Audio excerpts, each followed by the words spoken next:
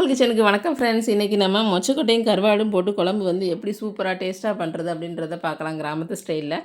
அதுக்கு நான் வந்து நைட்டே வந்து மொச்சக்கொட்டையை ஊற வச்சு காலையில் வந்து குக்கரில் ஒரு 7 விசில் வந்து நல்லா வேக வச்சு எடுத்து வச்சுருக்கேன். ஸோ இப்போ வந்து என்ன பண்ணியிருக்கேன் அப்படின்னா, தனியாக வந்து வடை சட்டியில் தேவையான அளவுக்கு சமையல் எண்ணெய், அது கூடவே வெந்தயம் வந்து 1 டீஸ்பூனு, பெருஞ்சீரகம் 1 டீஸ்பூனு, ஒரு கைப்பிடி அளவுக்கு சின்ன வெங்காயம், ஒரு கைப்பிடி அளவுக்கு பூண்டு, கொஞ்சமாக ஒரு 3 பச்சை மிளகாய், கொஞ்சமாக கருவேப்பிலை ஒரு கைப்பிடி அளவுக்கு போட்டு நல்லா வெங்காயம் பூண்டோட பச்சை வாசனை போகிற அளவுக்கு நல்லா வந்து நம்ம வதக்கிக்கலாம். வதக்கிட்டு தக்காளி ஒரு 4 தக்காளி எடுத்து வச்சுருக்கேன். கொஞ்சம் பெரிய சைஸ் தக்காளியாகவே எடுத்திருக்கேன். அதை வந்து மிக்சியில் போட்டு நல்லா அரைச்சி எடுத்து வச்சுருக்கேன் அந்த விழுதை.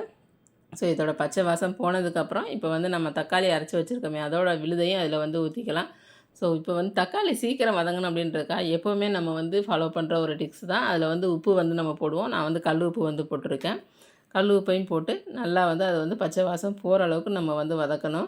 இது கூட போய் நம்ம என்ன பண்ணுவோம்னா, நம்மளோட குழம்பு மசாலா தூள் வந்து நம்ம போட்டோன்னா தான் போட்டு நல்லா தெரிஞ்சு வர அளவுக்கு அதை வதக்குவோம். அதுக்கு நான் குழம்பு மசாலா தூளோட வீடியோ இதுக்கு முன்னாடியே வந்து போட்டிருக்கேன். ஃபஸ்ட்டு அதுதான் போட்டிருந்தேன். ஸோ புது வியூவர்ஸ் யாரும் பார்க்குறீங்க அப்படின்னா, கீழே வந்து உங்களுக்கு வந்து நான் டிஸ்கிரிப்ஷன் பாக்ஸில் வந்து அதனோட லிங்க்கை கொடுக்குறேன். நீங்கள் வந்து கிளிக் பண்ணி பாருங்கள். இது வந்து வெஜிடேரியன், நான் வெஜிடேரியன் எல்லாத்துக்குமே அந்த குழம்பு மசாலாத்தூள் வந்து நம்ம யூஸ் பண்ணலாம். இங்கே பாருங்கள் நல்லா வதங்கிருச்சு.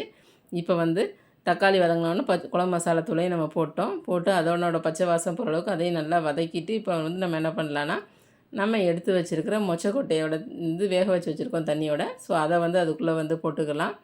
போட்டுட்டு இப்போ ஒரு நெல்லிக்காய் சைஸு புளியையும் வந்து நான் ஊற வச்சு தண்ணி வந்து கரைச்சி வச்சுருக்கேன். ஸோ அந்த புளி தண்ணியையும் அது கூடவே ஊற்றிக்கலாம். ஊற்றி இந்த குழம்பு வந்து ஓரளவுக்கு கொதிக்கும் போதே என்ன பண்ணலான்னா, நம்ம வச்சுருக்க கருவாடையும் அதில் போடலாம். கருவாடு வந்து அதில் வந்து போட்டு கொஞ்ச நேரத்துலேயே வந்து கரைஞ்சிரும். ஸோ கரைஞ்சி அந்த குழம்பு வந்து ஒரு திக்காக வர்ற ஸ்டேஜில் வந்து நம்ம இறக்கணுன்னா அவ்வளோ ருசியாக இருக்கும். நீங்கள் வந்து கண்டிப்பாக ட்ரை பண்ணி பாருங்கள். ட்ரை பண்ணி பார்த்து எப்படி இருக்குது அப்படின்றத மறந்துடாமல் கமெண்ட்ஸ் பட்டனில் வந்து கொடுங்க. இன்னும் ஒரு நல்ல ஒரு வீடியோவோட அடுத்து நான் உங்களை வந்து பார்க்குறேன் ஃப்ரெண்ட்ஸ். இங்கே பாருங்கள், இந்த குழம்பு வந்து மீன் குழம்பு அளவுக்கு எவ்வளோ வந்து திக்காக சூப்பராக வந்துருச்சுன்னு. இந்த அளவுக்கு வந்ததுக்கப்புறம் எண்ணெய் திரிஞ்சு வந்ததுக்கப்புறம் எடுத்திங்கன்னா தான் அவ்வளோ சூப்பராக இருக்கும். Bye bye friends. இன்னொரு நல்ல ஒரு வீடியோவோட நான் வந்து உங்களை பார்க்குறேன் ஃப்ரெண்ட்ஸ்.